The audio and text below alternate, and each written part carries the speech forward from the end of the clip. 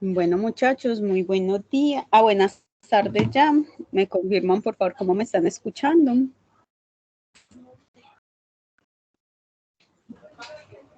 Profe, hola, buenas tardes. Bien, yo la escucho bien. Muchas gracias, María. Vamos a dar unos 4 minuticos a que se terminen de unir las personas y comenzamos. ¿Listo? Bueno, profe.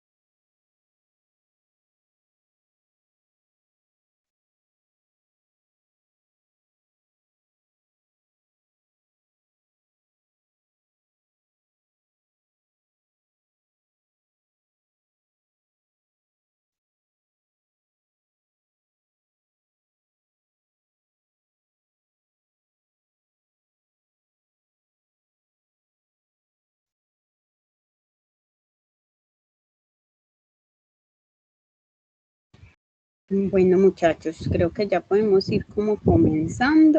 Entonces les voy a empezar a compartir pantalla.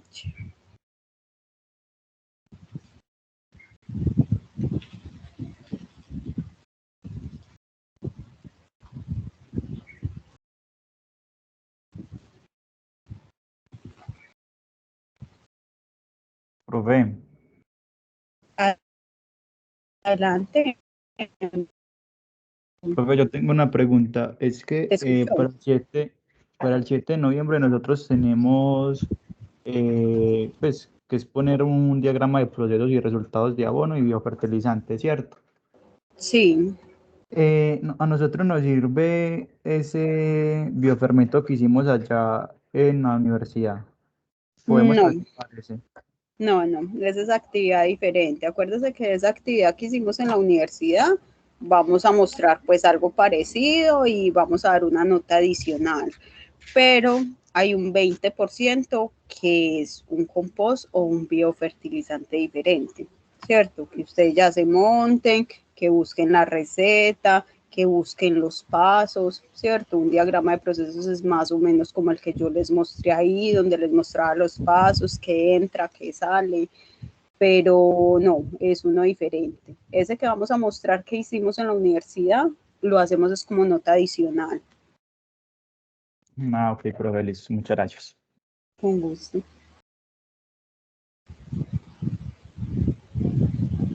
Listo, muchachos. ¿Ya están viendo mi presentación? Sí, profe. Muchas gracias. Bueno, muchachos, entonces, listo. Entonces ya habíamos empezado temas de sanidad vegetal, ¿cierto? Hablamos que para poder hablar de sanidad, lo primero que nosotros teníamos que tener en cuenta para tener un desarrollo adecuado de cosechas era el equilibrio del cultivo, ¿cierto? Eso era lo que nos permitía de pronto no estarnos preocupando tanto qué plaga vamos a hacer, qué enfermedad, ¿cierto? ¿Qué le he hecho? Entonces, digamos que el tema se trataba más como de reactivar todos los ciclos normales del ecosistema, de reactivar las cadenas tróficas como tal. Y aparecían, entonces empezaban a hablar, aparecer pues como alternativas de reactivar todo esto.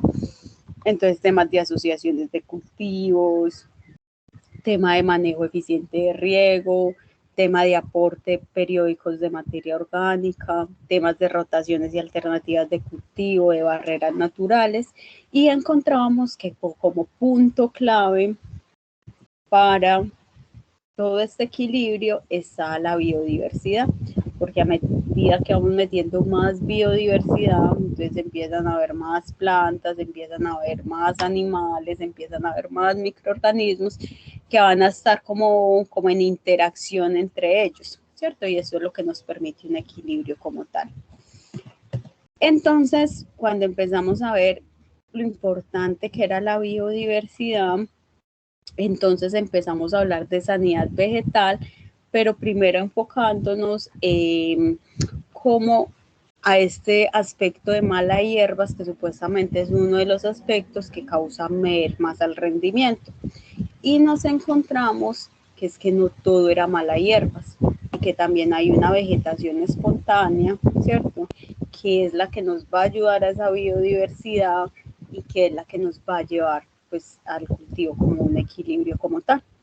Entonces empezamos a ver que no todo era maleza, que esta vegetación espontánea puede tener pues como muchas de esas condiciones que nos van a hacer pues que lo queramos tener como dentro del cultivo como tal. Y entonces empezamos a decir, bueno, yo ya tenía un ecosistema natural, pues lo transformé porque, no sé, porque necesitaba ganar plata, porque necesitaba vestimenta, porque necesitaba cultivo, etcétera. Entonces hice un cultivo, entonces hice una perturbación. ¿Cómo hago para volver ese ecosistema al equilibrio? Entonces empezamos a ver que podíamos tratar de empezar a mirar temas de coberturas y temas de setos. Entonces en las coberturas, entonces empezamos a hablar de diferentes plantas mezcladas en la parte de pronto de la calle, ¿cierto? Del cultivo. Y en temas de setos en otros lugares del cultivo que no fuera adentro. Entonces, mucho de las delimitaciones, por ejemplo, de áreas como tal. Hablamos que habían algunas coberturas, ¿cierto? Que de todas maneras, como para todo este manejo de coberturas, entonces empezamos a que requerimos pues como un conocimiento amplio de las plantas que tengo en la región, porque digamos que hay unas plantas que puede ser que visualmente yo diga, ay no, pero es que me cubre muy bien el suelo, pero que tienen características que las pueden hacer muy competitivas dentro del cultivo. Entonces, que sí nos podría llegar a generar como algún desorden o a generar pues como cierto problema, ¿cierto? Y terminamos, si no estoy mal, si de pronto no terminamos acá me corrigen, en que digamos que todo esto partía desde el diseño, desde planear, desde conocer, ¿cierto? Entonces empezamos a ver, venga, las calles del cultivo, que son estos espacios entre hilera y hilera, son los espacios donde van a ir aquellas plantas que no presentan tanta competencia, que no me van a tener ningún problema con mi interés. Los desde el cultivo a la parte de afuera van a ir a plantas que sí pueden generar competencia, sea por su sistema de raíces, sea porque sean de un porte alto y me tapen, por ejemplo, la luz, pero que son plantas que no me sirven dentro del cultivo, pero que tienen ciertos beneficios que posiblemente a mí me interesen, ¿cierto? Dentro de mi agroecosistema. Y teníamos que, además de los bordes o además de las calles, nosotros podemos empezar a disponer ciertos puntos específicos donde se dejan coberturas a mi interés por algo que tienen, porque fijan nitrógeno, porque atraen polinizadores, porque, bueno, etcétera, etcétera. Pero que resulta que tiene ciertas características que si las ubicáramos acá, no me dejaría hacer las labores normales del cultivo. Características como que el tallo sea leñoso, ¿cierto? O que sean de porte muy alto, o que sean de pronto muy espinosos, y que si yo las dejo acá y para caminar de pronto me chuzan, no me dejan ciertas labores. Entonces, digamos que cuando empezamos a hablar que vamos a equilibrar un ecosistema y lo vamos a hacer desde la biodiversidad, entonces empezamos a planear cómo que vamos a disponer las cosas dentro del ecosistema, ¿cierto? Terminamos, ahí fue que terminamos la clase pasada, ¿me recuerdan, por favor? Sí, profe, ahí terminamos. Listo, muchas gracias. Entonces ya seguíamos con esta parte. Entonces, listo. Entonces, bueno, no sé si alguien tiene alguna duda hasta ahí o algo que queramos repetir. Entonces, listo. Entonces, digamos que algo que se ve como tan simple como la forma de pensar, ¿cierto? O la forma, lo que nosotros consideramos bonito o lo que nosotros consideramos estético, digamos, es uno de los mayores sesgos o es una de las cosas más difíciles a la hora de implementar un tema de coberturas. ¿Por qué? La gente ya tiene, digamos, en su chip o en su cabeza que todo lo que no sea su cultivo es una maleza y que le causa un mal y que la tiene que exterminar, ¿cierto? La otra que tiene es que todas estas plantas, esas plantas adventidas pues que están saliendo, entonces dicen que son refugio de plagas y enfermedades, pero recuerden que si nosotros tenemos un tema de plagas y enfermedades, posiblemente es porque tengamos un ecosistema desequilibrado. A medida que vamos equilibrando el ecosistema, van bajando la incidencia de plagas y enfermedades. Hablan de que pueden producir alergia en las personas. Eso depende del tipo de planta, ¿cierto? Y por eso en las coberturas se basa mucho en el conocimiento de las plantas que también acompañan el cultivo. Entonces, ¿quiénes me están acompañando? Para yo poder mirar cuáles son de pronto esas plantas que sí me pueden producir una alergia, ¿cierto? Que descompensan los cultivos. Entonces, cuando hablamos que descompensan los cultivos es que pasan cosas como esta en este aguacate, ¿cierto? Entonces es que la planta compite tan fuerte con el cultivo, pues que le quita agua y que le quita nutrientes.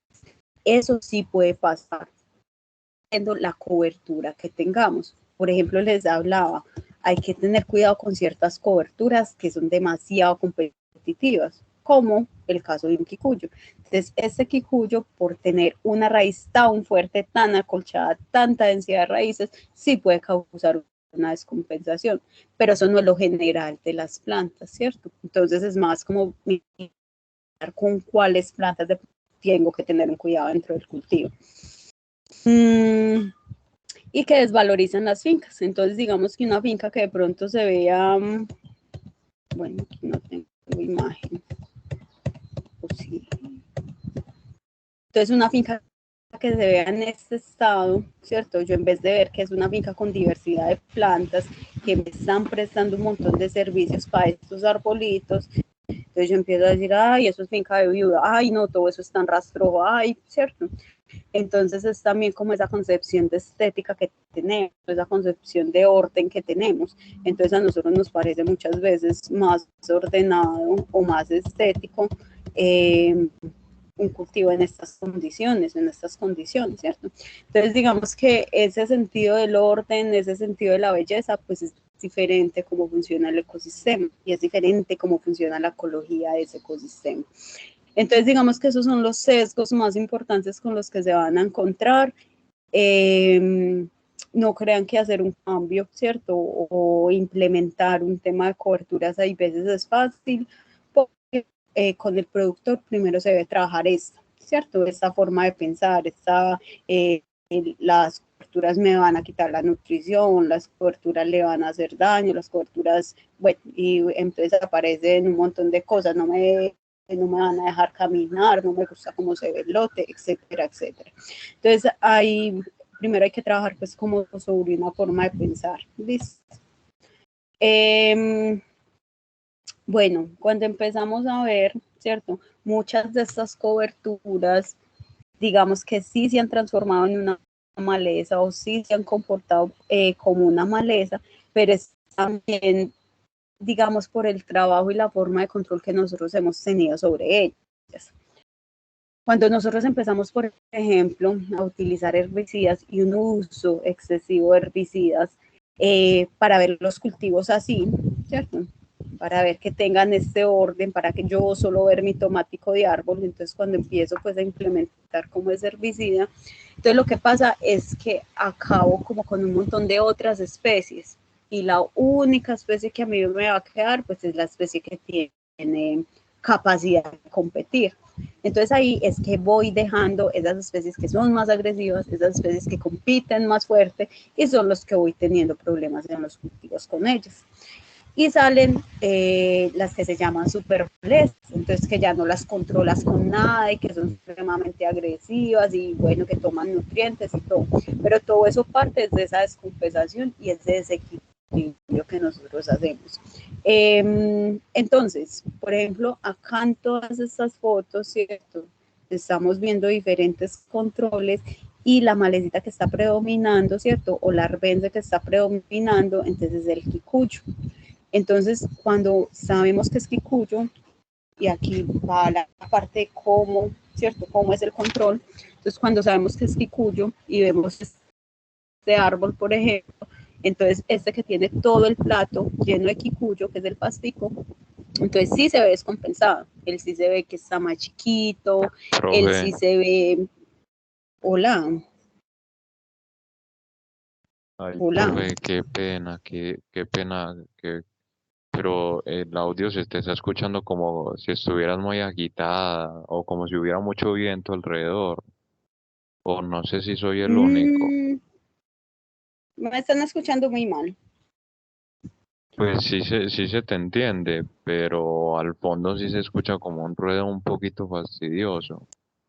Pues la verdad está haciendo un viento, como aquí hay unas palmeras, entonces le está dando como a las palmeras. Ah, ya, profe, qué pena, profe, era eso. Disculpe. Ah, bueno, pero si me alcanzan pues a entender. Sí, profe, Sí, profe, sí sí se le se te entiende. entiende. Ah, listo. Pues, y eso que tengo audífonos y todo por lo mismo. Bueno, entonces, ya yo vuelvo a iniciar la presentación. Ya si de pronto ya me van entendiendo muy mal, me dicen, y pues ya me toca entonces moverme de acá. Entonces, les decía, bueno, Entonces les decía que digamos que hay ciertas coberturas que sí pueden causar una descompensación, ¿cierto? Porque son muy agresivas y muy competitivas. A medida que usamos, por ejemplo, excesivamente el herbicida, entonces favorecemos aquellas que son más competitivas, más fuertes. Y por ejemplo, cuando no conocemos bien qué es lo que estamos controlando, entonces hacemos cositas como esta. Él está guadañando este quicuyo. Cuando mirábamos características del quicuyo, entonces guadañar es que con la cuchilla van cortando.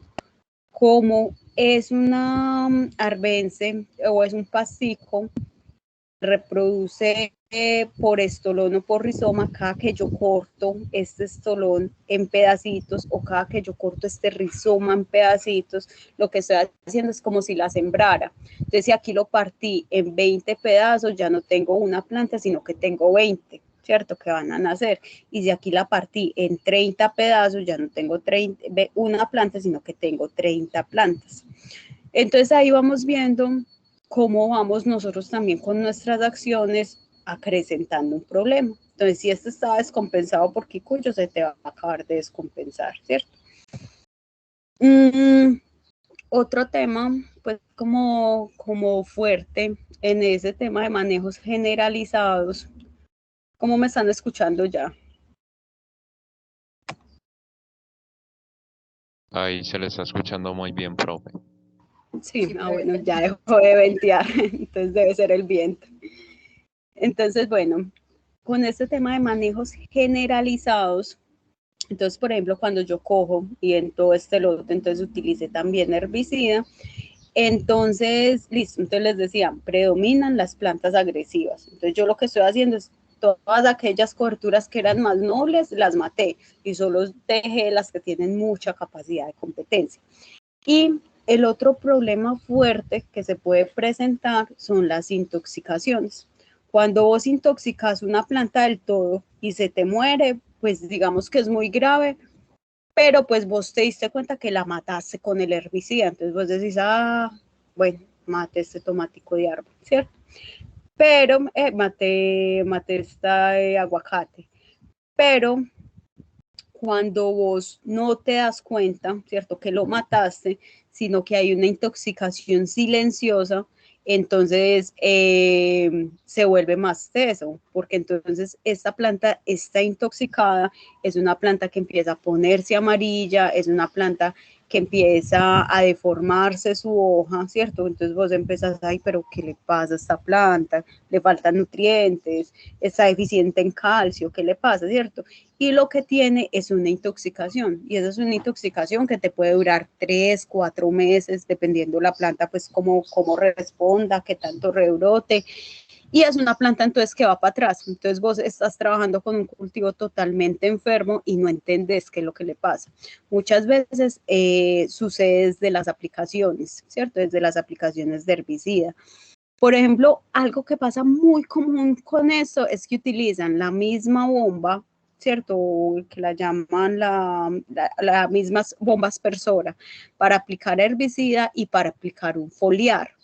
Entonces, como aquí utilizan una molécula que mata plantas, aquí intoxican la planta.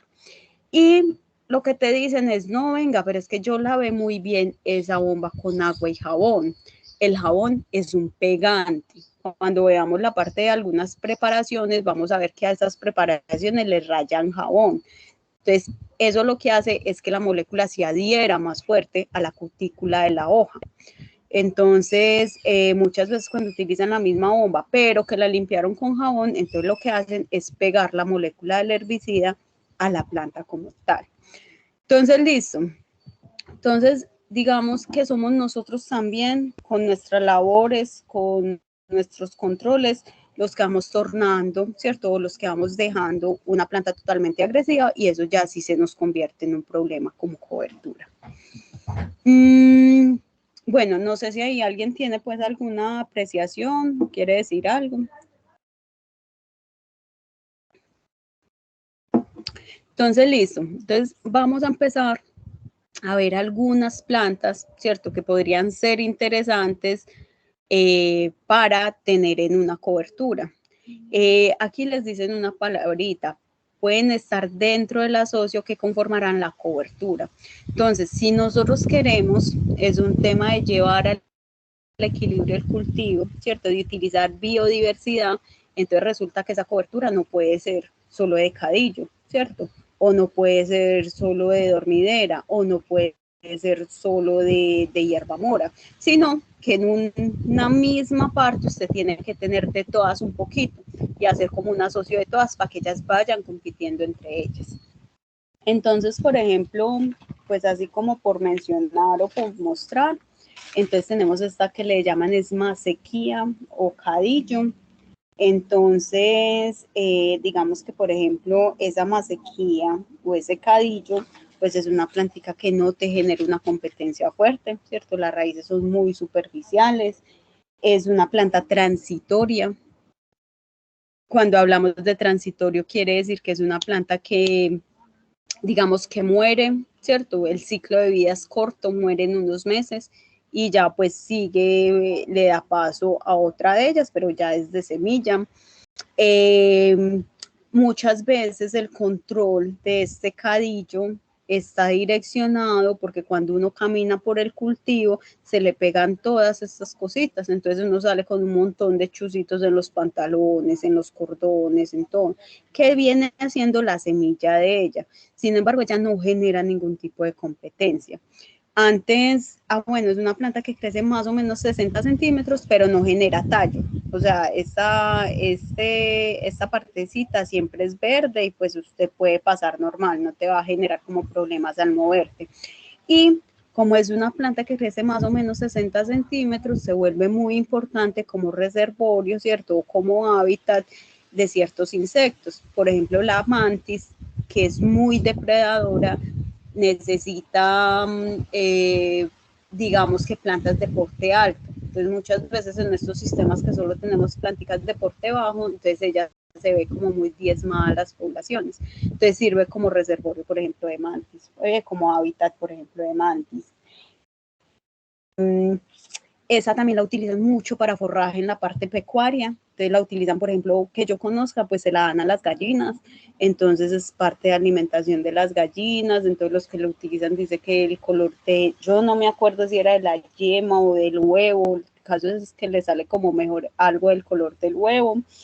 Y hablan de que las gallinas son más sanas, o sea, se les enferman menos. Entonces ahí vamos viendo otras propiedades de las plantas, ¿cierto? Entonces la utilizan pues como en esa parte pecuaria. Pues es importante las florecitas, entonces dentro de sistemas de cultivo entonces van a traer pues como otras diferentes formas de vida. Y por ejemplo, aquí hay reportado que hay el marceño, que es como una especie de cucarroncito que le llaman marceño porque en marzo comienzan las lluvias y él empieza a verse mucho en cantidad, empieza su época de reproducción, pero va más ligado, es como cuando hay lluvias. Al marceño que come muchos cultivos, entonces muchas veces cuando hay esas temporadas de reproducción de marceño, pues él sale a morder muchas hojas del cultivo. Cuando está esta plantica, a él le gusta mucho. Entonces, muchas veces no se concentra en nuestro cultivo de interés, entonces en nuestros cítricos o en nuestros aguacates, sino que él está comiendo acá. Entonces, el hecho de que esté comiendo acá, entonces no nos representa ningún tipo de problema como tal. Bueno, no sé si ahí de pronto alguien quiera complementar algo. Tenemos también esta otra planta que se conoce como la dormidera. Entonces esta dormidera, a diferencia de esta, el ciclo no es tan corto. Esta dormidera sí nos dura mucho tiempo, ¿cierto? Pero esta tiene la condición de que es una planta leguminosa. Entonces al ser una planta leguminosa, tiene la capacidad, ella en las raíces se asocia con una bacteria. Y en asocio con esa bacteria lo que hacen es que captan nitrógeno del ambiente y lo fijan al suelo. Entonces, así como nosotros con los fertilizantes tenemos que suplir nitrógeno, tener este tipo de plantas dentro de los cultivos, pues nos va supliendo también nitrógeno. Entonces puede ser una opción muy interesante. Digamos que tiene floraciones constantes, ¿cierto? Muy vistosas, véanle cómo son las flores. Entonces, eso también es muy atractivo, pues, como para diferentes formas de vida como tal. Pero, entonces la cosa es una planta que sí lignifica. ¿Cómo así que sí lignifica? Estos tallos pues se van volviendo gruesos, se van volviendo maderosos y tiene muchas espinas. Entonces, al ser una planta que lignifica y tiene muchas espinas, pues no se puede ubicar, digamos que en las calles del cultivo. Yo tengo que tener ciertas partecitas por fuera, ¿cierto? O en ciertos puntos estratégicos donde no me impida el caminar o el hacer alguna labor, o donde no me tenga que estar chuzando pues como constantemente. Bueno, no sé si alguien tiene ahí algún comentario.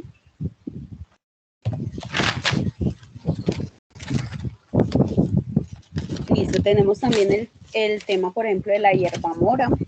Entonces la hierba mora es una planta que se encuentra desde alturas al nivel del mar hasta, pues yo la he visto hasta 2700, no sé de ahí para allá donde hay, pero entonces sí tiene, digamos que un rango de adaptación muy amplio, ¿cierto? Esta es familia de la papa, esta es familia de la uchúa, ¿cierto? Entonces es una solanácea. Digamos que aquí, digamos que la ventaja que se le ha visto a la hierba mora es que estos fruticos, por lo general, le gustan mucho a los insectos chupadores. Entonces, hay unos insectos que tienen este aparato bucal que es como un palito, ¿cierto? Como un pitillo. Y ellos lo que hacen es que succionan los contenidos vegetales de las plantas. Entonces, por ejemplo, este es un insecto que ataca muy duro el aguacate, que es el monalonium, ataca muy duro el aguacate. Pero cuando está esta plantica que es la hierba mora, él prefiere alimentarse de estos fruticos. Entonces, por ejemplo, esta parte del monalonium y el aguacate salió fue de un productor. Él dijo, venga, yo tengo varios lotes de aguacate.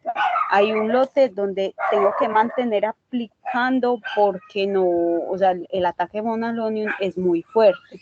Y hay otro lote donde nunca tengo que aplicar porque no me atacan el aguacate. Pero resulta que cuando miraba los fruticos de esta hierba mora, todos los fruticos estaban picados. Entonces ahí lo que se hizo con esa hierba mora, ¿cierto? Fue que prácticamente se activó esta cadena, pero entonces aquí ya no solo estaba el aguacate, aquí ya estaba la hierba mora también.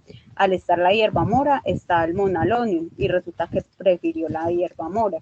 Y ahí pues ya se va abriendo la cadena porque entonces ya empiezan a llegar los depredadores de ese monalonium. Entonces vuelven y activan esta parte de la cadena como tal. Entonces, listo, por ejemplo, esta hierba mora es muy interesante para esos cultivos donde hay ciertos chupadores porque tienden a estar muy entretenidos en los fruticos de esta hierba mora. ¿Qué más? Pues tiene la floración, ¿cierto? La floración, pues, como ya dijimos, pues puede ser muy atractiva para diferentes formas de vida. Y bueno, y se encuentra, pues, tiene una adaptación a muchas alturas. Aquí se ve muy grande, pero es así chiquitica. Entonces está la florecita chiquitica y los fruticos son chiquiticos. Entonces ahí es de que hablamos que hay una reactivación de la cadena trófica con que solo la hierba mora esté. Bueno, no sé si hasta ahí. Aquí nos toca tener, digamos, en cuenta, digamos, no solo los ciclos de todas las plantas en el cultivo que tengamos, sino de todas esas ¿cómo es? Plantas que... Arbences. Eso, pues de estas, de las que van a estar como ahí controlando, porque digamos tenemos que tener un fruto y si esta hierba mora no está en floración o no tiene fruticos, pues ahí no hace nada, ¿cierto? Uh-huh. Sí, entonces digamos que la parte como tesa de la agricultura ecológica y por lo que hay veces de pronto no se hace tan fácil la implementación es porque tienes que tener muchas cosas en cuenta, ¿cierto? Y tienes que partir de un conocimiento base. Entonces voy a empezar, bueno, entonces voy a implementar más plantas y voy a implementar biodiversidad.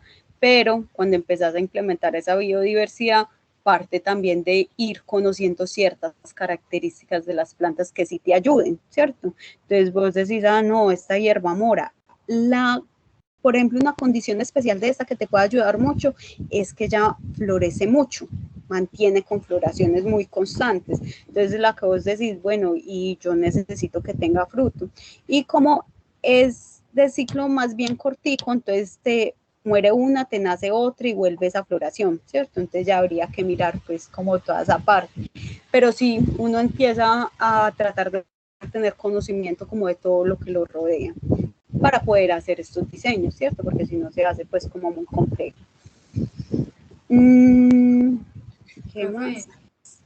De esta Adelante. también hay una especie que tenga las bolitas así verdes y las otras no sean negras, sino que sean naranjadas.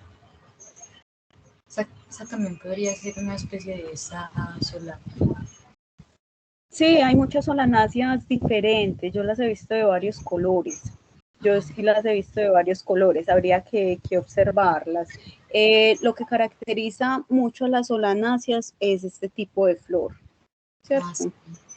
Entonces, con este tipo de flor uno más o menos va mirando por dónde va.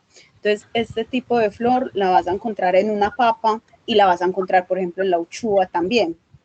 Entonces, si quieres reconocer la familia, muchas veces es la flor. En las solanáceas tiende a ser mucho la flor. Bueno, otra planta interesante, por ejemplo, puede ser la verbena, ¿cierto? La verbena, no sé si están viendo en Medellín cómo se está utilizando como en jardinería, ¿cierto? Les está interesando mucho en jardinería y les interesa porque ella tiene muchos colores. O sea, aquí les traje una blanquita, pero yo la conozco roja, la conozco de flor morada, la conozco de flor rosada, ¿cierto? Y alrededor de ella empieza como todo un tema de vida, porque entonces donde vos tenés verbena, eso las mariposas son al 100 y las abejas son al 100, o sea, tiene algo muy atrayentes para ellas. Pero digamos que si nosotros las queremos utilizar ya no dentro de un tema de jardinería, sino dentro de un tema de cultivo, tenemos que tener en cuenta que estas plantas no se quedan así pues como con el tallito verde, sino que son leñosas, van produciendo un tallo y un tallito grueso. Entonces, al ir produciendo un tallito grueso, entonces ya yo digo, bueno, yo no las voy a ubicar aquí por la mitad del cultivo. ¿Por qué? Porque después me van a estorbar hasta para caminar simplemente. Entonces yo las voy a ubicar hacia los bordes o voy a tener estos punticos donde no me van a estorbar que estén ahí y que ellas vayan haciendo toda esa labor de atracción como tal.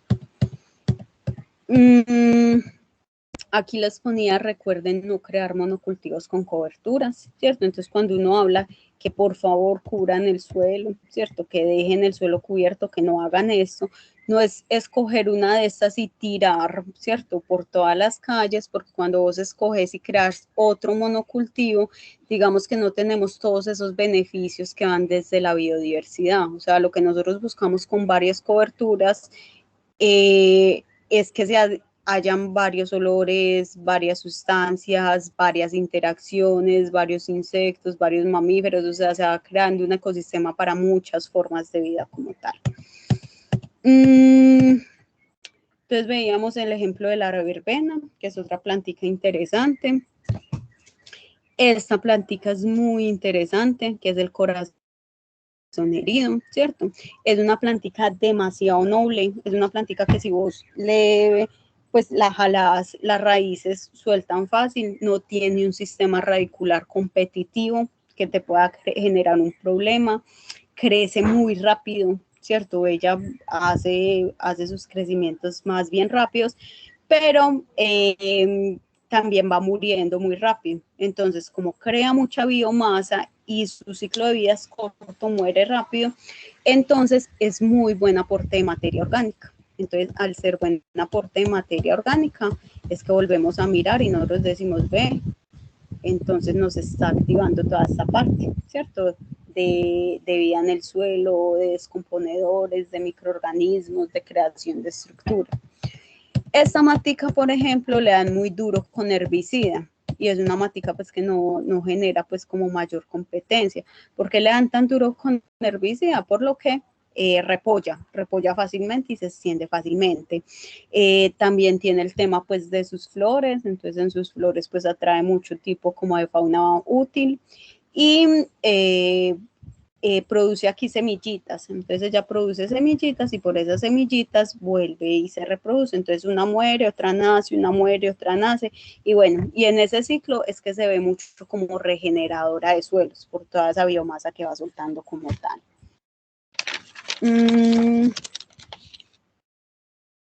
A ver qué más les digo de esta. Es una, pues ella repolla mucho, pero mantiene pues, es más bien como bajita. Y puede ser muy interesante por lo que genera muy altas densidades. Entonces, al generar altas densidades, digamos que si vos, por ejemplo, tenés un problema con otra maleza que sí sea agresiva, que sí te genere competencia, ¿cierto? Y tenés foquito de este corazón herido, entonces lo que haces es que empezás a ocupar estos espacios. Y al ocupar esos espacios, entonces le vas creando competencia para que no nazcan otro tipo de plantas que de pronto no te interesan tanto. Entonces, bueno, es otra interesante para que la vayan mirando. Esa nos nace mucho hasta las materitas de la casa y todo. Tenemos, por ejemplo, esta que es la huasca. Entonces, la huasca, pues además de tener usos culinarios, porque se utiliza como condimento, también es muy parecida en esta al ciclo de vida corto, a que suelta mucha biomasa, ella muere y nace, muere y nace, muere y nace. Y en ese proceso pues están como todas estas hojitas entonces haciendo un aporte de materia orgánica al suelo. Es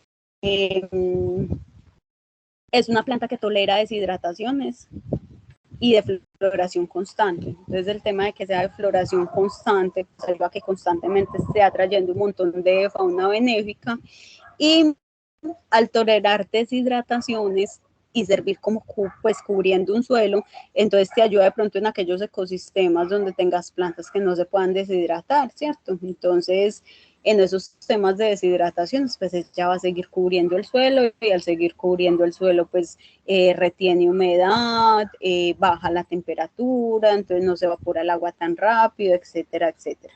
Entonces es otra planta pues como interesante, ¿cierto? Para conocer. Bueno, no sé si hasta ahí alguien tenga algún comentario.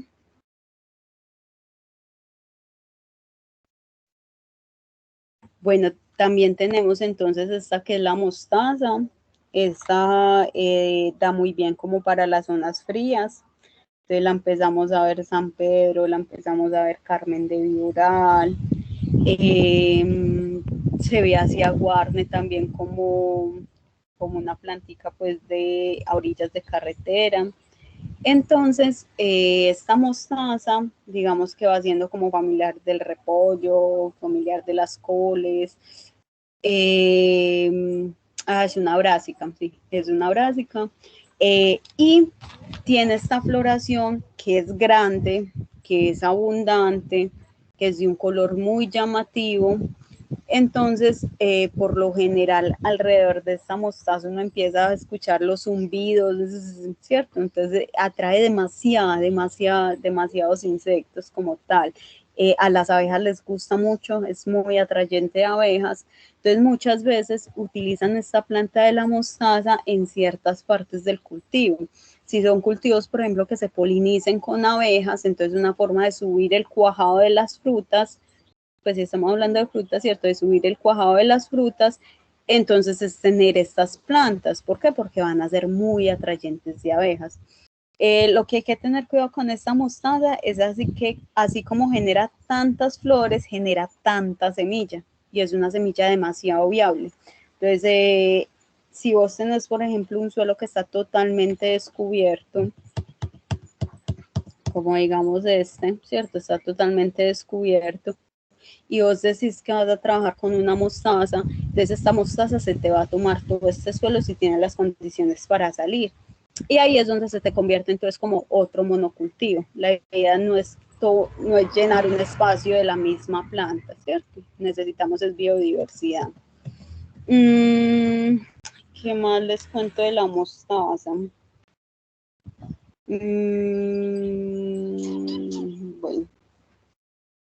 Entonces por esa condición pues de producir muchas semillas se puede tornar invasiva si no se tienen plantas con competencia como tal. Bueno, hasta ahí hay algo que les surja, vamos bien, me están escuchando bien. Profe, respecto a que hay que poner, pues se podría poner a los lados de los frutales, ¿qué es eso de la cuajación? Bueno, esperen, yo me vuelvo acá. Entonces, fertilización.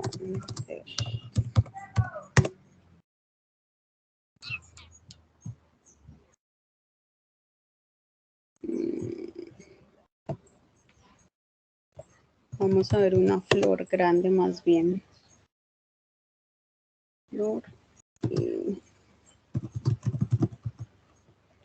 Entonces, cuando nosotros empezamos a hablar de polinización, vamos a mirar esta, ¿cierto? Cuando empezamos a hablar de polinización, entonces cuando las abejas, por ejemplo, están visitando las flores, entonces lo que hacen es que llegan a las flores que tienen esas estructuras masculinas, ¿cierto?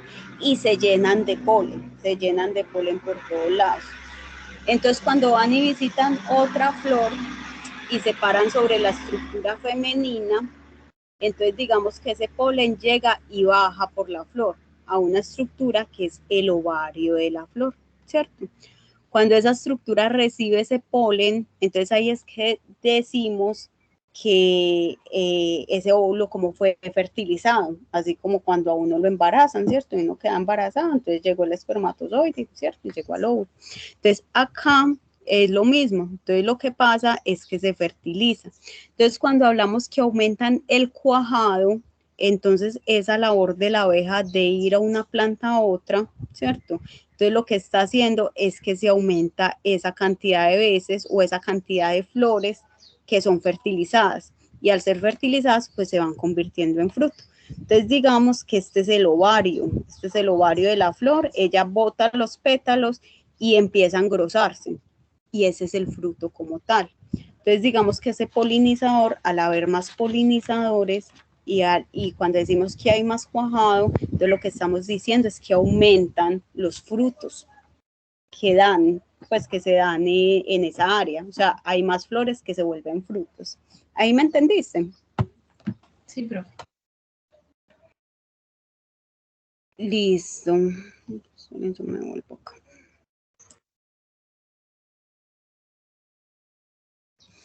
Entonces, listo. Entonces, digamos que se utilizan porque traen más polinizadores y al traer más polinizadores, entonces se pueden producir más frutos en determinado cultivo como tal.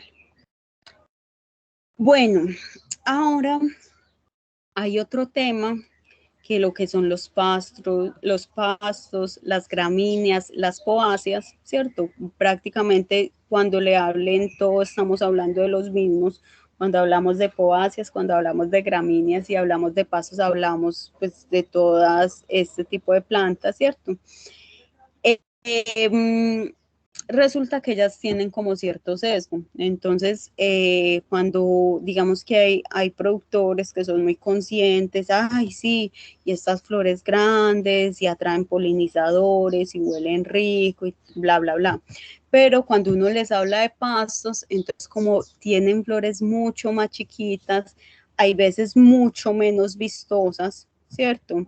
Entonces, hay veces se cree que ellas no participan en esa atracción, por ejemplo, de insectos como tal, pero eso es mentira, ¿cierto?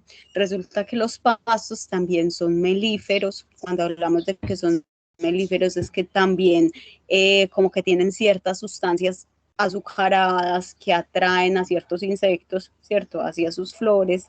Tienen gran cantidad de floración. Entonces, esto que vemos aquí es una inflorescencia, o sea que cada una de estas pepitas chiquiticas es una flor.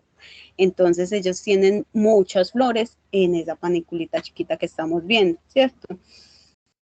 Y por eso mismo, porque también son melíferos, porque también tienen mucha floración, pues proporcionan mucho alimento pues a diferentes controladores biológicos. Entonces, también se constituyen en una parte importante pues que tenemos que tener en cuenta a la hora de hacer los diseños o a la hora pues de implementarlos como coberturas como tal. La cosa de los pastos es que tienden a ser muy competitivos. Cuando hablamos de pastos, los que recuerdan de pronto ecología, entonces hay una primera parte de la sucesión ecológica después de que el suelo está pelado, que los primeros que entran a cambiar las condiciones del suelo son los pastos, porque tienen más capacidad de establecerse, porque producen más semillas, ¿cierto? Entonces los pastos tienden a ser competitivos y por ejemplo el sistema fotosintético es una planta C4, entonces esto tiene que ver con que son más eficientes, ¿cierto? A la hora de hacer la fotosíntesis como tal. Entonces, bueno, entonces digamos que estos pastos o estas gramíneas o estas poáceas también hay que tenerlas en cuenta. Por ejemplo, dentro de la crisopa, que yo las menciono cada clase por ahí unas 30 veces, la crisopa como hábitat de reproducción tiene los pastos, ¿cierto? Es donde se encuentra. Algunos pastos, por ejemplo, de clima frío, que se pueden hablar de ellos. Entonces tenemos, por ejemplo, el gramalote. El gramalote es un pasto de porte medio, ¿cierto? Esta entonces es la flor, ¿cierto? Entonces vean que es uno, posiblemente la ve aquí ni la alcance a ver, pero en sí cada uno de estos punticos entonces es una flor como tal. Y estos tipos de pastos se tienden a ubicar, ¿cierto? Como a los bordes de los cultivos o hacia las afueras de las calles o por ciertos sectores, pues para que no nos genere un problema de pronto al caminar como tal. Está, por ejemplo, este yaraguá. Entonces, este yaraguá es un pasto más chiquito. Entonces uno creería, ¿cierto? Que por el porte más chiquito y hasta tiene una flor pues como muy atrayente, muy bonita. Entonces uno creería que de pronto es un pasto que puede ubicar hacia la calle del cultivo. Entonces uno diría, no, venga, es que este pasto es más chiquito, a mí me deja caminar, tiene una flor muy atrayente, etcétera, etcétera. Pero resulta que ese yaraguá es un pasto que tiene un sistema radicular muy fuerte, porque es un pasto que está adaptado a soportar sequías, por ejemplo, a evitar la deshidratación. Entonces tiene un sistema radicular que en vez de pasto tan chiquito, tiene un sistema radicular muy eficiente que puede lograr extensiones de 5 o de 6 metros. Entonces, él en su porte o en su altura no es tan fuerte, ¿cierto? No es tan competitivo, pero en el tamaño de la raíz sí. Entonces, cuando vas a ubicar este pasto, entonces decimos, no, es que venga, a mí me interesa mucho ese pasto, es un pasto de por acá, me guarda mucha crisopa, etcétera, etcétera. Entonces es un pasto que yo no puedo ubicar en las calles del cultivo, que lo tengo que ubicar hacia las afueras, ¿cierto? Porque sí me puede presentar competencia con el cultivo. Tiene un tema, ¿cierto?, de que tolera sequías, por eso la raíz, y por ese tema de tolerar sequías, también va, tiene como una sustancia, ella tiene una sustancia como en toda la hoja, una sustancia pegajosa. Entonces, digamos que cuando uno se mete a los campos de cultivo de un yaraguá, vas a salir como con una sustancia medio pegajosita, ¿cierto? Te vas a sentir como pegajoso. Y lo puedes tomar como un pasto indicador, como así que un pasto indicador, donde él esté, te va a indicar más o menos que está en suelos arenosos, ¿cierto? A él le gusta como ese suelo arenoso, es donde se hace. Entonces muchas veces uno cuando empieza a conocer las coberturas, cuando ve la cobertura, sabe que esa cobertura le está indicando alguna condición. Este posiblemente sea un suelo que tenga buena arena. Así como decíamos que por acá cuando veíamos dónde está este coquito, es un suelo compactado, es un suelo que no, está quedándose sin aire en algunas ocasiones como tal. Entonces,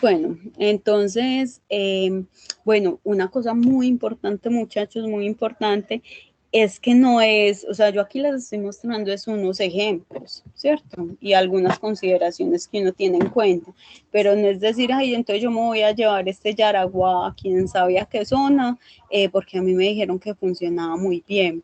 La idea de las coberturas es trabajar con plantas muy adaptadas, porque es que la idea es usted no tenerle que hacer ningún control a la cobertura, pues que no la tiene que encalar, que no la tenga que fertilizar, que no la tenga que cuidar pues de algún insecto como tal. Entonces, entre más adaptada esté la cobertura, pues que no te vaya a representar un costo adicional. Antes necesitamos es que baje los costos de producción como tal. Bueno, no sé si hasta ahí hay algún comentario, si se está entendiendo. Profe, sí, a mí, por ejemplo, en el patio de mi casa que tengo acá, me salen mucho esos pasticos. Yo sí los dejo crecer porque a mí me parecen muy lindos, pero por ejemplo acá mi mamá y mi abuela me dicen, no, eso es pura maleza, aquí eso. Y a mí la verdad me parecen muy lindos porque ellos tienen hasta su propia diversidad. Hay uno con las hojitas como vellositas, como con pelitos. Hay otros con las hojitas más lisas y más redonditas, entonces me gusta como detallarlos, pero les pongo control, porque es verdad que se reproducen muy, muy rápido. Y esas son las que estoy empezando como a implementar con el agüita, pues los que voy arrancando, como podando. Algunos los dejo secar y los pongo pues como por encima de las matas como cobertura. Y los otros estoy como pensando como a cortarlos así en pedacitos, echarlos en agüita, dejar esa agua reposar un día a otro y sacarle después esa soja y echársela a las matas. ¿Es buena idea eso o no? Pues ahí lo que estás haciendo es fermentando el pasto, ¿cierto? Para hacer alguna aplicación. ¿Qué te estaría dando? No sé. Pues no sé, porque digamos que cada planta tiene diferentes compuestos que suelta en ese proceso de fermentación. Vos lo estás haciendo es como, pues a ver qué pasa, ¿cierto? Y con diferentes especies. Entonces tendrías que empezar a conocerte pronto el pastico y si hay algo reportado para ellos. Entonces, no sé, pero igual si no te ha presentado pues como ningún problema, no me atrevería a decirte que no. No problema. Listo, no sé, por ahí alguien más iba a participar. Listo. Entonces, bueno, por ejemplo, ahí la compañera nos habló de eso que les decía, de las cosas más duras es cambiar esa forma de pensar, ¿cierto? Entonces, todo es maleza, todo es feo. Entonces, es mucho de lo que uno se enfrenta a la hora de decir, no, venga, vamos a dejar coberturas, ¿cierto? Otro pastico que puede ser muy interesante, y a mí me parece muy interesante por ejemplo, cuando tenemos el quicuyo, que les hablaba que era un pasto de difícil control, que era muy competitivo, que sí te podías compensar. Sí, adelante. Estamos hablando de la diapositiva anterior, ese, azul horchoro. Sí, vamos a empezar de hablar del azul horchoro. Y cuando les digo quicuyo, estamos hablando de que al principio les mostré cuidado. Ese se alimentan mucho las vacas, ¿cierto? El quicuyo. Sí, por ejemplo es para las vacas lecheras. Esta lo utilizan mucho como pasto para las lecheras, ¿cierto? Entonces, por ejemplo, cuando tenemos, digamos que yo estoy en una zona donde tengo problemas con el quicucho, ¿cierto? Porque digamos que yo no tengo vaca lechera, yo tengo es un cultivo, ¿cierto? Un cultivo y de aguacate, ¿cierto? De frutales, y me lo está descompensando este quicuyo. Entonces, ahí se vuelve buena opción, por ejemplo, trabajar con este azul horchoro, porque es un pasto que es del mismo clima, ¿cierto? Pero es un pasto que sus raíces no generan una competencia tan fuerte como si la genera la del quicuyo. Entonces, por ejemplo, digamos que aquí juega mucho, pues juega como un papel muy importante la forma de crecimiento de este pasto. Mientras que el quicuyo veíamos que cada fraccioncita se me volvía una nueva planta porque era por estolones y por rizoma. este se reproduce por macollas. Entonces se reproduce por macollas, es que tiene una raíz y ahí él saca tallo y tallo y tallo y tallo, entonces va como repollando, pero no tiene la capacidad de extenderse así de una manera exagerada, como si puede ser el quicuyo. Entonces muchas veces cuando se tienen problemas con quicuyo, lo que se hace es que se siembra este tipo de pasto. Entonces al sembrar digamos que empieza a ocupar el espacio, ¿cierto? O empieza a restringir ese crecimiento de ese quicucho. Entonces, bueno, ahí hay como otra opción, lo mismo las floraciones de los pastos, les decía, en general son muy melíferas y son muy atrayentes también como diferentes insectos. Entonces, los pasticos que acabamos de ver eran de un clima más bien frío, ¿cierto? De un clima más bien alto. Vamos a ver algunos pasticos y algunos ejemplos de pastos de clima cálido. Entonces, por ejemplo, en clima cálido, digamos que este pasto, que es la braquiaria, entonces se utiliza mucho para el ganado de engorde. Este pasto tiene un sistema radicular demasiado fuerte, entonces es muy denso y tiene la capacidad de acolchar. Entonces, por ejemplo, si este pasto lo metemos dentro de una calle de cultivo con nuestras plantas, hay descompensación, o sea, compite muy, muy fuerte. Pero a diferencia del quicuyo, por ejemplo, crece por macocha, entonces crece en esta forma, entonces no se extiende tanto como el otro. Posee pues tricomas y flores muy atrayentes y como es competitivo, y estamos hablando que los competitivos no los vamos a poner en la calle del cultivo o al lado de nuestro cultivo, los vamos a poner hacia los bordes, los vamos a poner pues como con cierta distancia, porque igual pues tienen ciertas características que a mí me interesan tener. Cuando hablamos que muy importante que estén adaptados, entonces lo que hablamos de adaptados es que yo no tenga que incurrir en hacerle labores a la cobertura también, ¿cierto? O muchas labores, la cosa es que me bajen, digamos, los costos de operación, ¿cierto? Entonces, por ejemplo, de la braquiaria es muy tolerante a diferentes tipos de suelo y tolera la saturación de aluminio. Entonces, si yo tengo un cultivo en el cual yo tengo que estar encalando, ¿cierto? Para subir el pH porque tengo problemas con aluminio y mi cobertura es una braquiaria, pues yo no tengo que ir a calar la braquiaria. Ella ahí donde está, con el suelo como está, ella se va a desarrollar bien como tal. Entonces es lo importante de trabajar también con esas especies adaptadas. Profe, ¿qué es calar?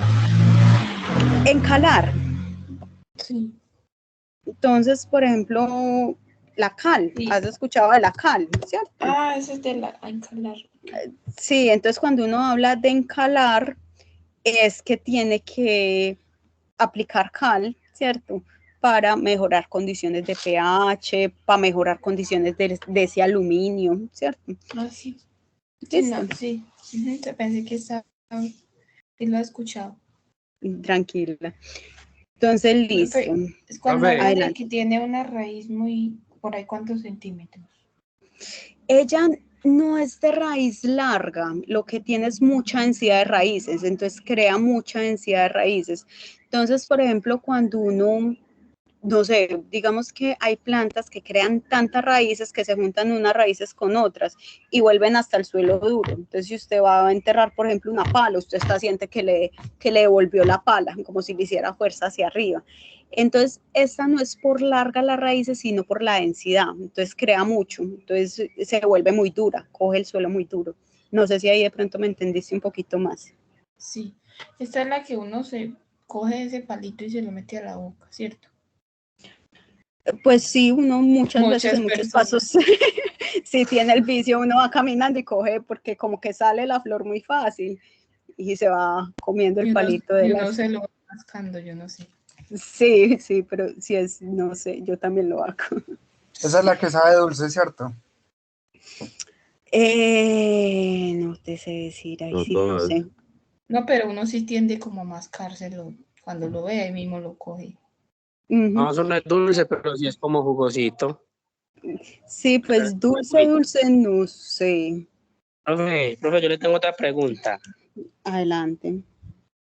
O sea, por ejemplo, digamos, uno siembra la braquiaria en un potrero, ¿sí o qué? Pero yo lo voy a hacer un ejemplo, por ejemplo, de un ejemplo un ejemplo de un pueblo que digamos, o sea, no, una finca que nunca ha sido tecnificada, nada de eso, o sea, no se sabe cómo está el estado del suelo. Uno se da cuenta cuando va creciendo, digamos, el pasto tiene que encalar o no. Pues yo la única planta que conozco como indicadora de pH, pues la que vos sí mirás y decís, esto es un suelo ácido, es cuando hay mucha presencia, por ejemplo, espero que se me olvidó el nombre, de helechos.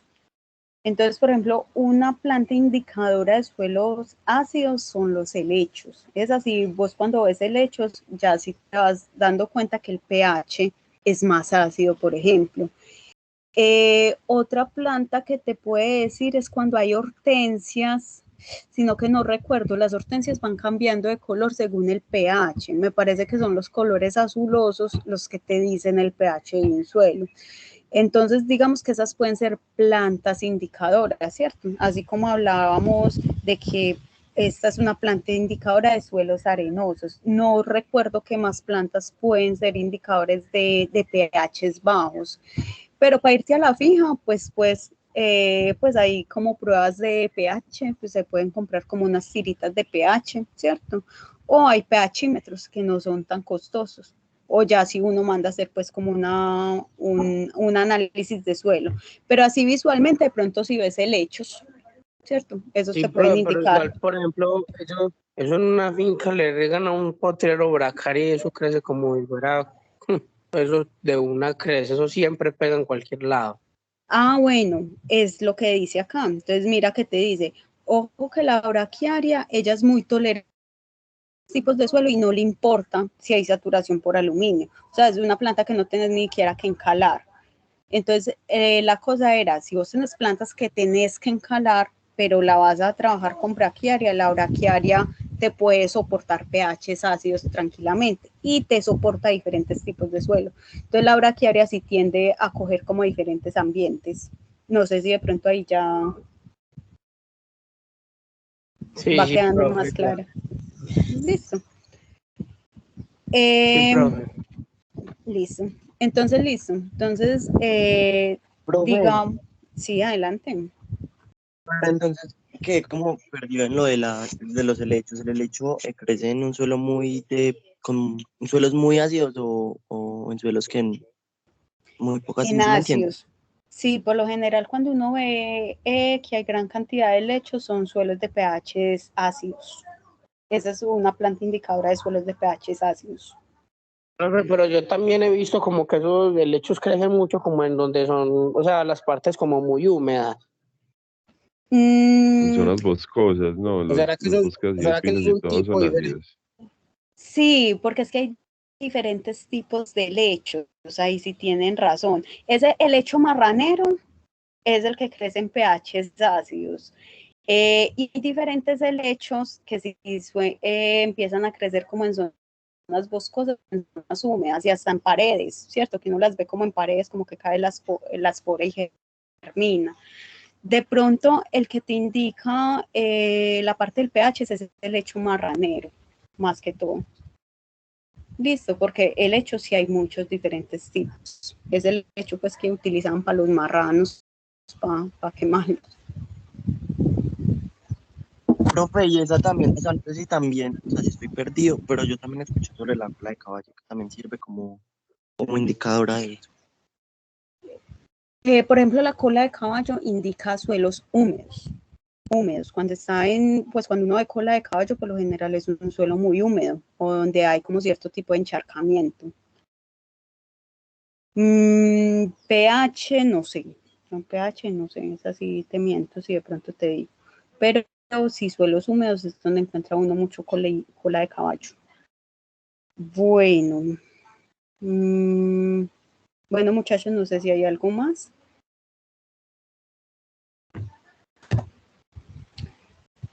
Listo, entonces, por ejemplo, aquí tenemos un pasto que se vuelve un pasto interesante en los huertos de cítricos, ¿cierto?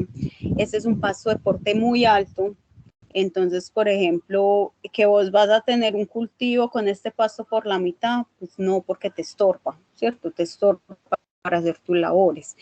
Pero, por ejemplo, se ha vuelto pues como una opción interesante para cítricos, porque en cítricos hay un tema que es una emergencia sanitaria a nivel nacional, pues y internacional, que es la llegada de una bacteria. Entonces hay una bacteria que le da a los cítricos, que la transmite este insecto que se llama Diaforina citri. Entonces digamos que en este pasto guinea lo que hace es que trae muchos depredadores de esta Diaforina citri.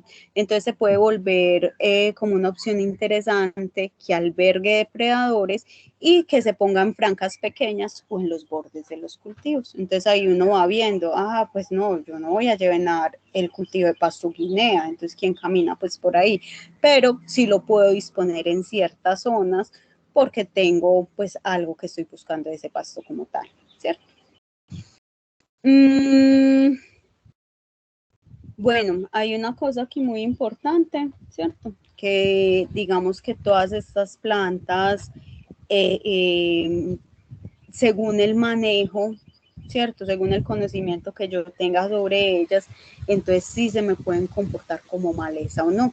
Entonces, por ejemplo, ahorita les hablé de la mostaza y les hablé como de un montón de características interesantes de la mostaza, pero resulta que la mostaza también por la gran cantidad de semilla que tiene, si yo la tengo en un lote donde ella no tenga más competencia, entonces se puede tomar todo el lote. Entonces ya se va volviendo que yo después digo, ay no, yo no quería pues este lote con mostaza, tengo que controlarla como tal.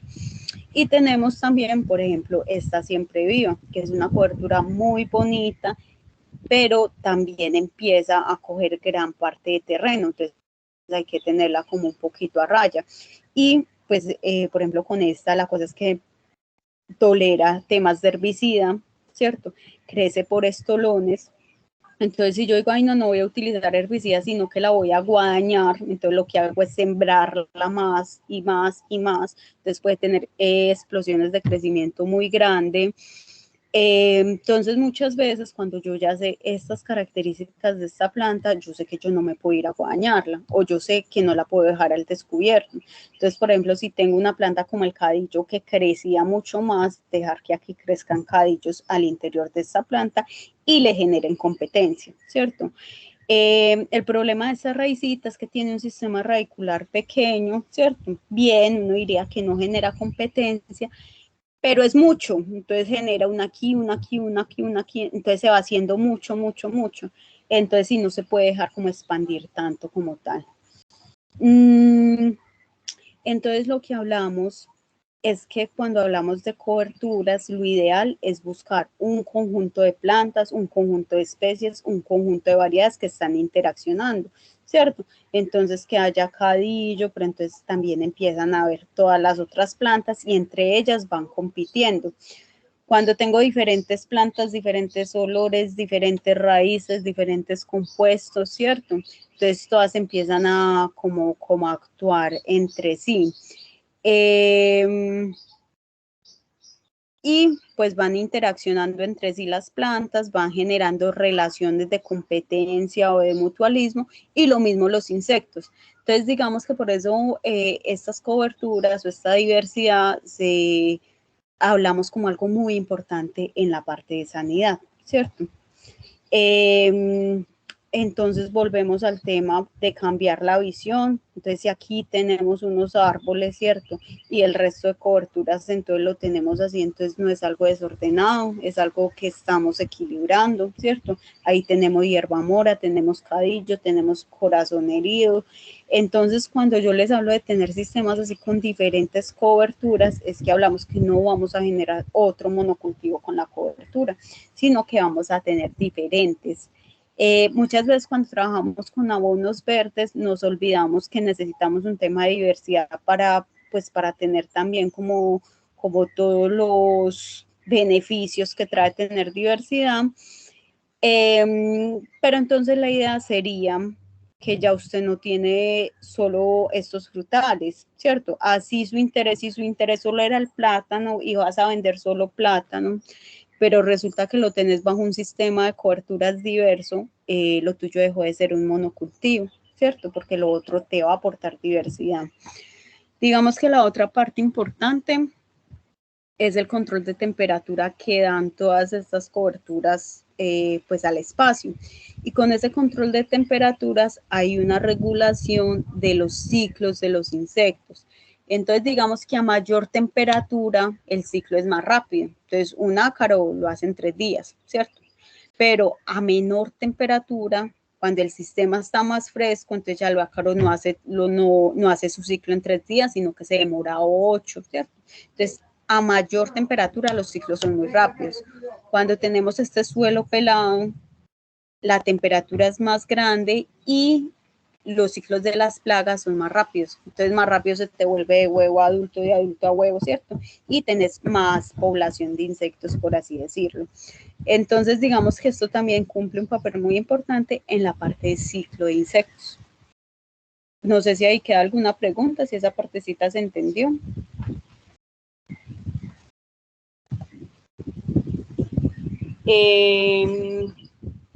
Digamos que entonces la cobertura se vuelve parte esencial de los cultivos y parte esencial dentro de la parte de sanidad vegetal, ¿cierto? Todo eso, entre más equilibrado tenga el cultivo, hablamos que menos insumos y menos mano de obra necesito. Muchas veces cuando hacemos, digamos que vamos a hacer la relación y decimos, no, es que sabe que yo voy a dejar un espacio para coberturas. Entonces, muchas veces la relación económica que se hace es cuántas plantas dejé de sembrar por haber dejado de pronto un espacio para las coberturas, ¿cierto? Y cuánto me producían. Pero resulta que es que hay una relación económica que también se tiene que hacer cuando utilizamos coberturas. Cuando utilizamos coberturas, bajan insumos y baja mano de obra.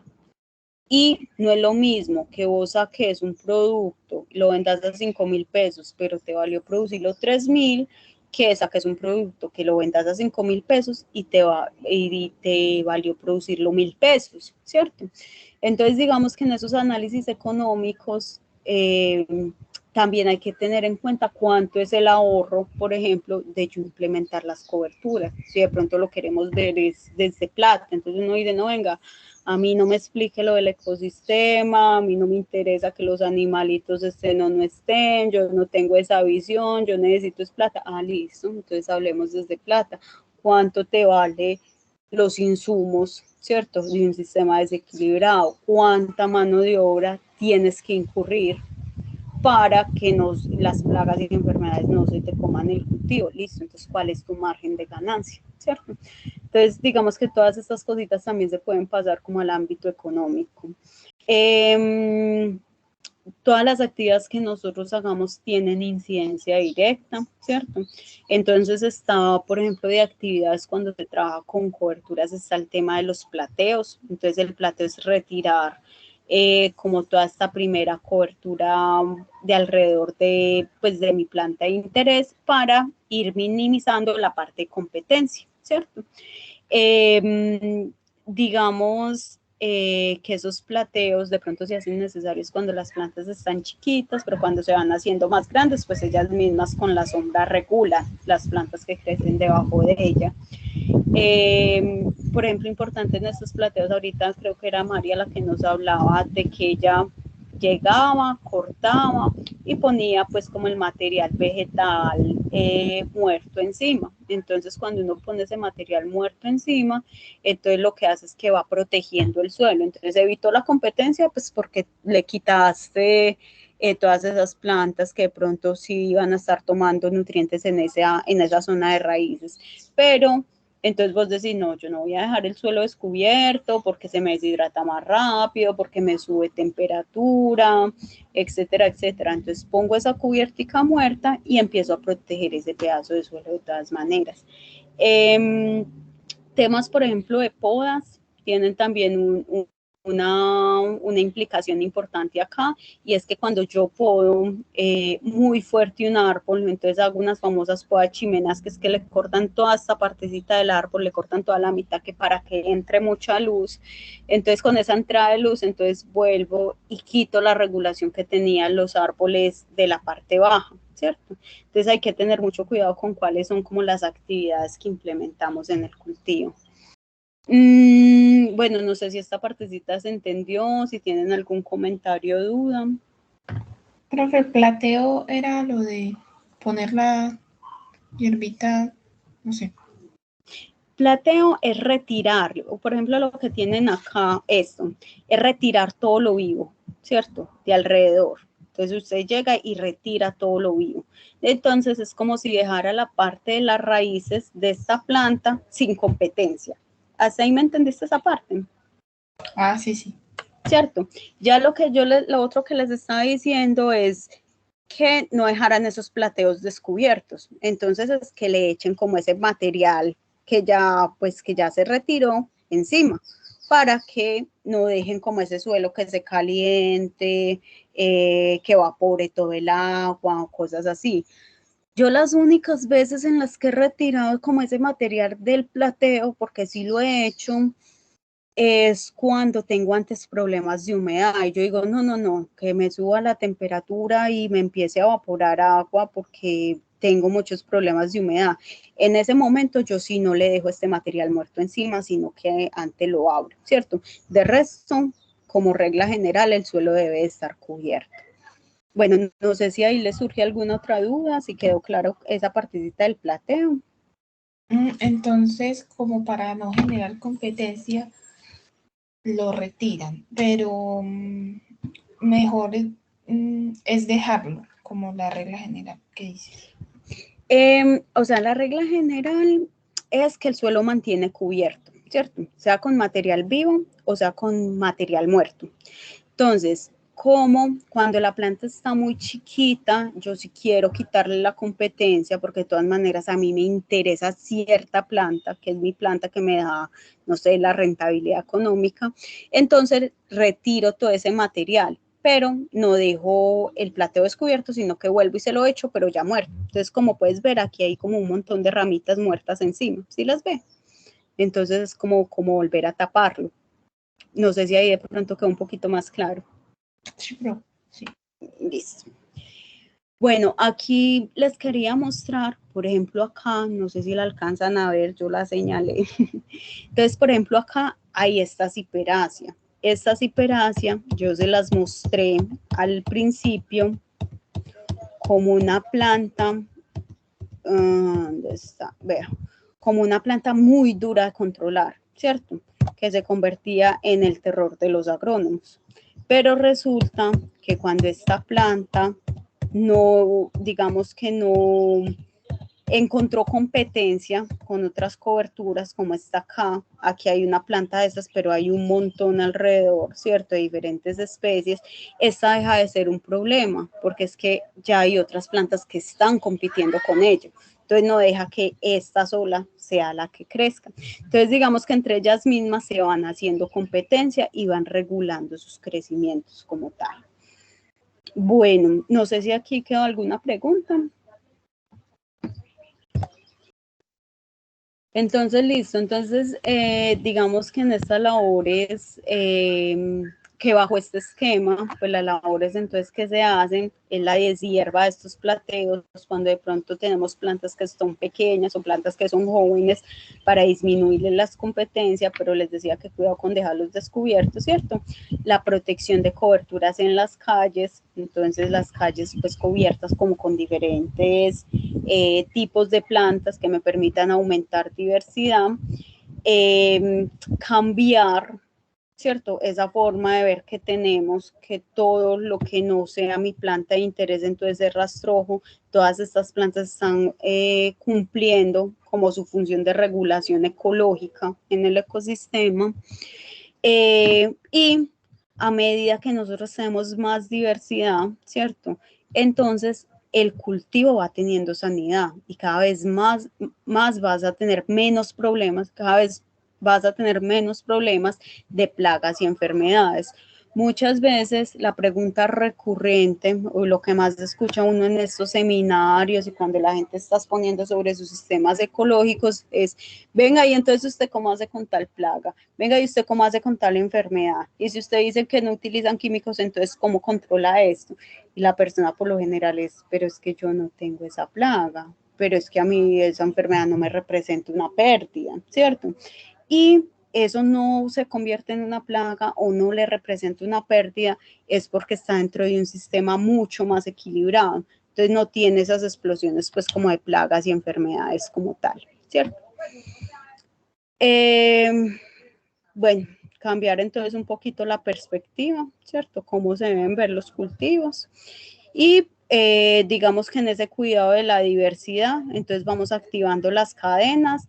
Está el vegetal, ¿cierto? El productor primario, está el herbívoro que se consume al vegetal y llega también el depredador, ¿cierto? A consumir el herbívoro. Entonces se va activando como toda la cadena trófica como tal. Hasta aquí está la crisopa. Este es el inmaduro de la crisopa. Este es el que van a encontrar comiendo, muy voraz. Sostienen entonces poblaciones bajas de estos que se nos pueden comportar como plagas en los vegetales. Vimos, por ejemplo, también cómo esta, que es una plaga en el aguacate, deja de ser plaga cuando está, entonces está en presencia de, ahí les estaba mostrando, era el, se me olvidó el nombre en este momentico. De esta es la familia de las solanáceas.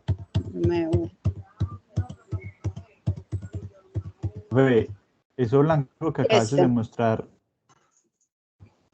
¿es el signo de la enfermedad o exactamente qué es?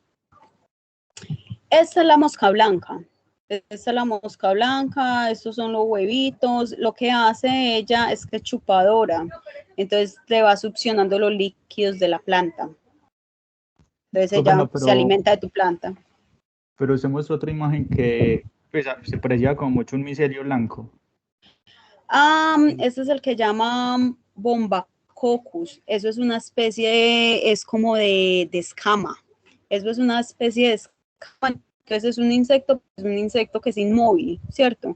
Y va generando como unas sustancias que atraen cierto tipo de hongos. Entonces es una escama, pero también es un insecto, sino que uno no lo ve a veces como insecto por lo que es tan inmóvil. ¿Listo? Entonces, ¿qué les estaba diciendo? Bueno, entonces vemos, por ejemplo, el tema de algo que se considera como plaga, deja de ser plaga, por ejemplo, en la presencia de la hierba mora, porque entonces él ya no le interesa tanto el aguacate, sino que se iba para la hierba mora. Y bueno, y veíamos también entonces el tema de control también por los ciclos. Entonces, entre más regulemos la temperatura, los ciclos de estos organismos que se consideran como plaga, pues se hacen más largos. Entonces, no tienen la capacidad de aumentar tanto las poblaciones. Listo. No sé si hasta ahí tienen algún tipo de pregunta.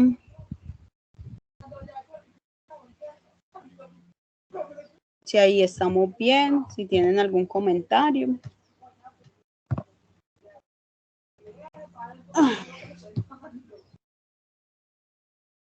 Bueno, muchachos, y si entonces estamos bien así, yo creo que vamos dejando la clase de hoy así mientras tanto y ya seguimos con esto la próxima clase. Listo.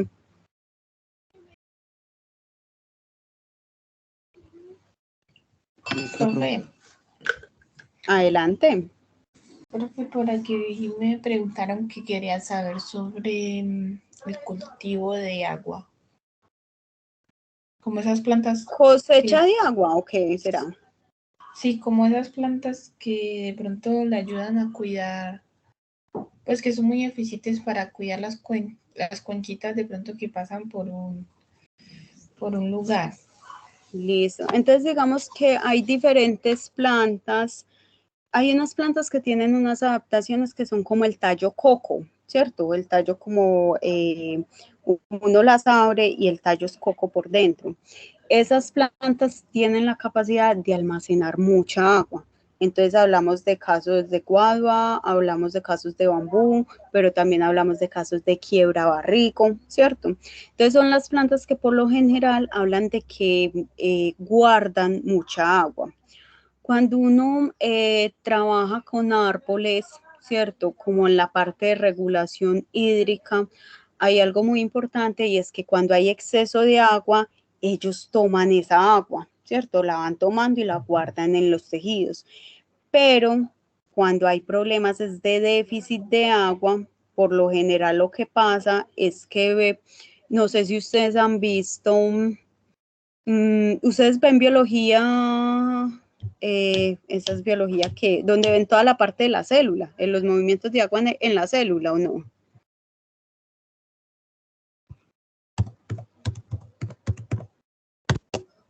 La osmosis. Profe, esa es la finca, una cabañita de un tío mío que, ¿cómo se dice? Que al lado tiene pues una finca ganadera y la de él es, digamos, un agroecosistema más conservado y ellos comparten una quebrada. Entonces, varias veces se ha visto un poquito seca y así, entonces a ellos les gustaría como saber las plantas para bueno. ayudarla como a conservar, tan siquiera, aunque ellos dependen mucho de lo de arriba, del agua de arriba, pero como por ahí pasa, de todas maneras quieren saber. Bueno, entonces esperen, les termino de explicar esta partecita.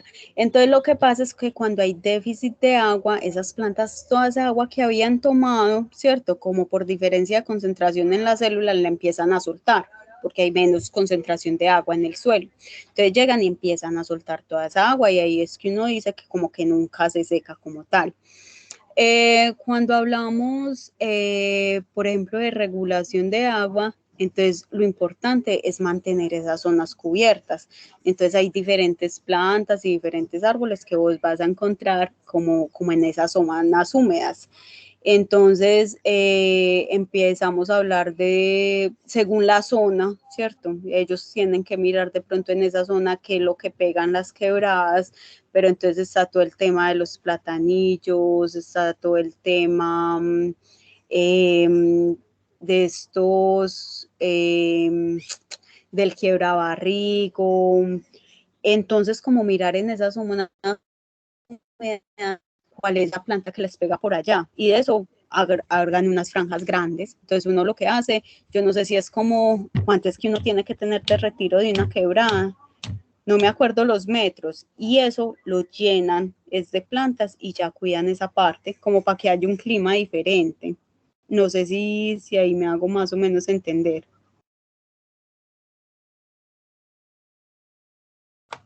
No. Como un clima diferente.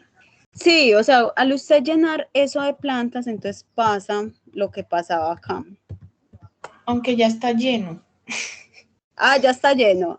Bueno, sí, no. Solo lo que querían saber cuáles plantas son muy eficientes para ayudarle a eso, a tener una regulación de pronto. Sí, por lo general son plantas de tallo hueco, las que uno más utiliza. Claro que ellos tienen como una idea. Yo les digo que dependen muchísimo de esa agua porque ya viene de allá. Pero ellos también piensan como, les llamaron es que cultivo de agua. O sea, como que piensan que una planta les va a producir agua, no sé. Pues uno se llama cultivo de agua, te vas a buscar un video que se llama cultivo de agua en café, para que de pronto puedan ver cómo lo hacían. Pero entonces ese cultivo de agua añadían, ellos si estaban buscando, tenían como una fuente y le iban a empezar a cuidar, ¿cierto? Entonces tenían un tema de materia orgánica y tenían un tema con forestales, o sea, con árboles. Entonces, a medida que esos árboles estaban ahí, entonces empezaba pues a ver como un mejor movimiento del agua. Entonces busca cosecha de agua en café yo vi como una experiencia y ahí empiezan a hablar pues como de árboles. Pero eso sí existe, pues sí puedes encontrar como referencias ahí. ¿Listo? Sí. Bueno, profe, muchachos. Antes, cuando investigue todo eso, nos cuenta a ver cómo lo hicieron. Listo, profe.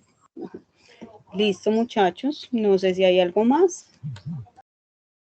Profe, ¿el trabajo se manda antes de las 12? ¿O hasta qué horas es? Sí, hasta las 11:59 de la noche. Ah, bueno, profe. Gracias.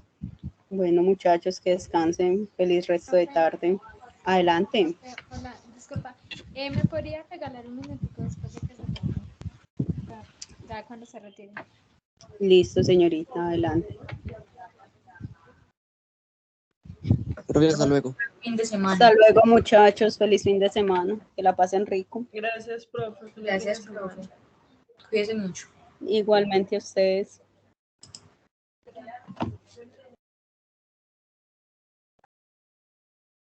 Hasta luego, profe. Feliz día. Hasta luego, Ricardo. Que estén muy bien.